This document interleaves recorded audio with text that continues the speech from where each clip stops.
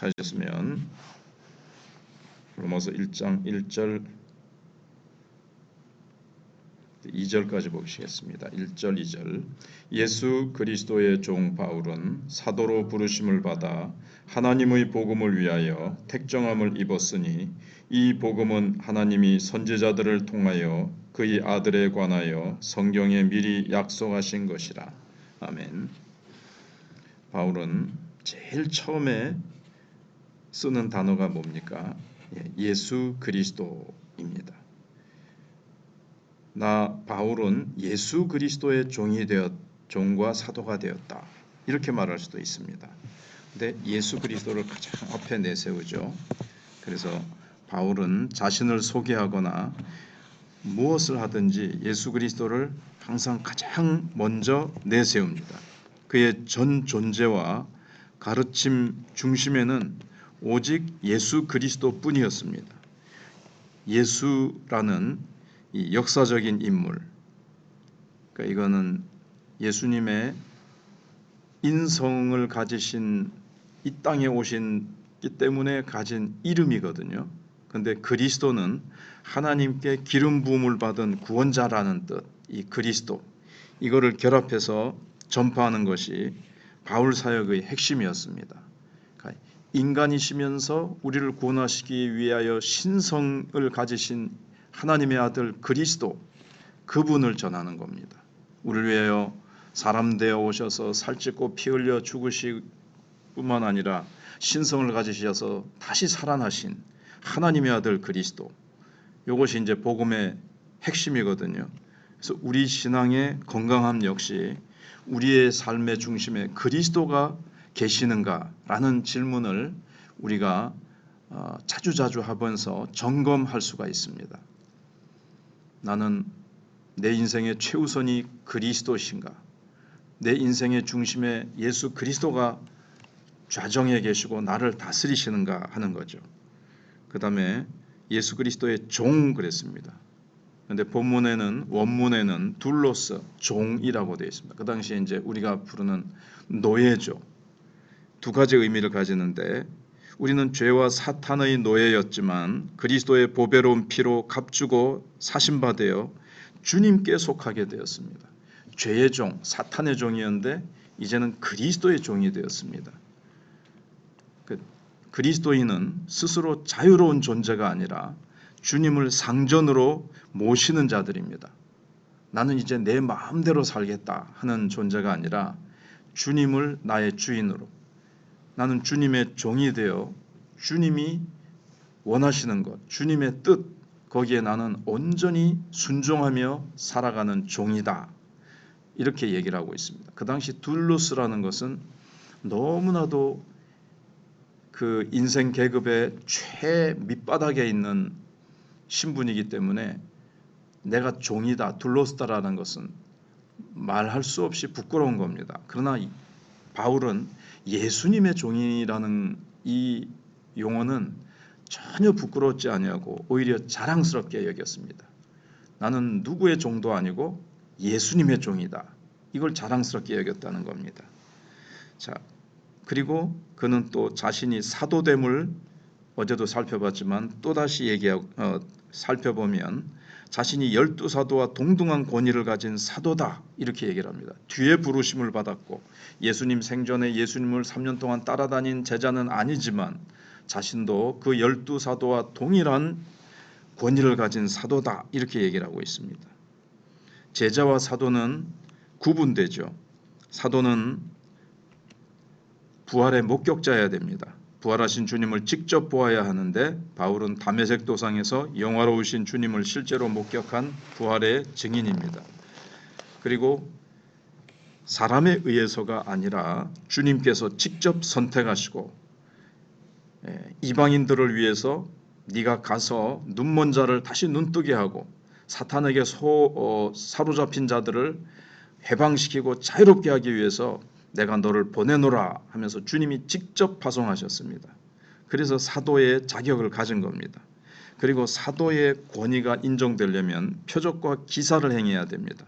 그리고 영적 은사를 교회에 나누어 줄 수 있어야 되는데, 그리고 교회 질서를 딱 세우고 오류가 없는 교리를 가르칠 수 있는 권위를 가집니다. 근데 하나님께서, 예수님께서 바울에게 그런 권위를 주셨습니다. 표적과 기사를 행할 수 있고 교회를 세우고 교회 질서를 세우지 않습니까? 서신서를 읽어보면 바울이 교회의 잘못된 부분, 혼란스러운 부분을 바로 잡는 내용들이 서신서에 기록되어 있습니다. 그리고 바울의 이 서신서를 베드로도 인정을 하지 않습니까? 바울의 서신서는 하나님의 말씀이다. 내 편지나 다른 사도들의 글과 같다. 그렇게 하나님께로부터 받아 말한 것이기 때문에 억지로 풀지 마라. 그러면은 멸망에 빠진다. 이렇게 말할 정도로 사도 바울의 기록한 서신서가 성령의 영감을 받아서 기록한 권위를 가졌다라고 인정하고 있습니다. 그러니까 구약과 동등한 성경이다. 구약의 선지자들이 쓴 그 하나님의 말씀과 같은 동등한 성경으로 인정을 했습니다. 그리고 초대교회가 정경을 결정할 때도 사도성이 가장 중요하거든요. 이 편지가 사도가 먼저 쓴 것이냐. 그런데 사도가 아니더라도 마가 같은 경우는 사도가 아니더라도 사도와 동등한 거의 동등한 레벨로 인정을 하거든요. 근데 사도가 썼다 이러면 이제 절대적인 기준을 가지거든요. 근데 바울의 가르침을 거부하는 것은 바울에게 사도의 권위를 주신 것을 부인하는 거예요. 그러니까 주님 자신과 충돌을 일으키는 것과 같습니다. 그래서 바울은 비록 나중에 부름을 받았으나 주님의 주권적인 선택에 의해 만삭되지 못하여 난 자 같은 내게도 보이셨느니라 이렇게 고백하면서 자신의 사도직이 신적인 기원을 가졌다는 것을 분명하게 밝히고 있습니다. 그 당시에 바울은 예수님 12제자처럼 예수님과 함께 있지 않았으니 그는 사도가 아니라고 바울이 전한 복음을 무너뜨리기 위해서 바울의 사도권을 무너뜨리려고 하는 거짓 교사들과 사탄의 세력들을 무너뜨리고 자신의 사도권을 밝혀야 되거든요. 그래야 고린도 교회든 바울이 세운 교회 교인들이 거짓 교사들의 그 주장과 공격에 무너지면 교회가 무너지고 복음이 무너지면 그들이 구원받는 것에도 문제가 생기기 때문에 바울은 자신을 주장하기 위해서가 아니라 이 복음을 위해서 하나님 나라 건설을 위해서 자신의 사도직을 계속해서 이게 변호하는 내용을 우리가 많이 볼 수가 있습니다. 자, 결론을 생각해 보면 바울에게 있어서 인생의 유일한 주제는 예수 그리스도였습니다. 그는 주님의 노예로서 겸손함과 주님께서 직접 부여하신 사도로서의 당당한 권위를 동시에 지니고 이 서신을 기록했습니다. 우리는 내 자신을 한번 돌아보면서 내 삶의 언어와 관심은 무엇인가? 항상 예수 그리스도를 앞세우고 내 언어 속에 예수 그리스도를 높이기 위한 언어인지 내 언어와 내 생각과 내 모든 관심의 중심에는 예수 그리스도이신지를 우리가 돌아봐야 되겠습니다. 내 성공, 내 자녀, 내가 힘든 거, 내가 특별한 영적 체험 이런 게 내 대화의 관심이 아니라 오직 예수 그리스도, 오직 예수 그리스도, 예수 그리스도의 이름이 높아지고 있는가 나를 통해서 그것을 우리가 생각해 봐야 되겠고 나는 여전히 내 인생의 주인인 내가 되어 있지는 않은가. 교회에 왔을 때만 예수님 관심 있고 높이다가 다시 집으로 돌아가서 일상생활을 할 때에는 내가 이렇고 내 기분이 이렇고 내 관심이 이거고 그렇지는 않은지 우리를 돌아봐야 되겠습니다. 기도하겠습니다. 사랑하는 주님, 오늘 바울의 자기소개를 통해 우리 신앙의 본질을 다시 보게 하시니 감사합니다. 우리의 삶의 중심을 회복시켜 주시옵소서.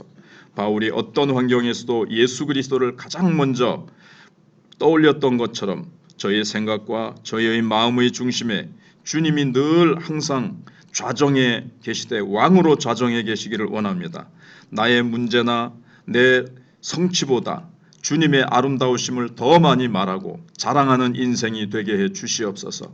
주님의 선한 종으로 살게 해 주시옵소서. 저는 본래 죄와 사망의 노예였으나 주님께서 보배로운 피로 저를 사셔서 자유를 주셨음을 고백합니다. 이제는 제 인생이 제 것이 아님을 잊지 않게 하시고 저의 주가 되시고 상전 되시는 주님의 음성에만 귀 기울이며 기쁨으로 순종하는 복된 종이 되게 해 주시옵소서. 기록된 말씀의 권위 앞에 머리 숙이게 하여 주시옵소서. 사도 바울을 통해 주신 이 로마서의 말씀이 주님 자신의 충만한 권위임을 믿습니다. 말씀을 공부할 때, 묵상할 때 성령께서 빛을 비추어 주셔서 사람의 지혜가 아닌 하나님의 살아있는 음성을 듣게 하시고 그 진리가 제 삶을, 우리의 삶을 변화시키게 하여 주시옵소서. 나를 택하여 불러주신 우리 주 예수 그리스도의 이름으로 기도드리옵나이다. 아멘.